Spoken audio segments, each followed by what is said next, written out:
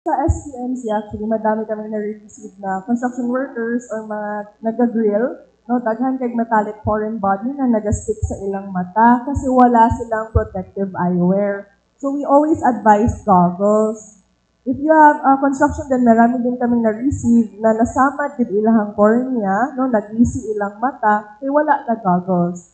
So, hopefully, sa mga companies na nag-own o construction, dapat meron din silang i-implement. Aside sa headgear, dapat bigyan nila ng goggles yung mga employees nila.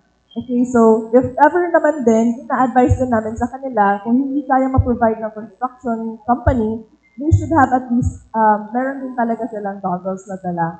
And if you're outside for all other people naman po na naglalabas, dapat mag-protect tayo ng mata natin from UV rays because sunlight is very damaging to our eyes, especially to our retina and our cornea as well. So dapat magsuot tayo ng yung UV protected eyeglasses against UVB and UVA.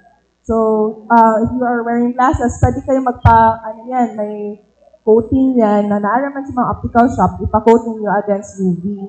And then for those naman na hindi nag-wear ng glasses, pag lalabas kayo, suot kayo ng wide brim hats, kalo, umbrellas, dayon, goggles, or, shades. Bitaw, pero make sure na yung shades ninyo, dili ka ng fancy-fancy lang na agad siya yung UV protection.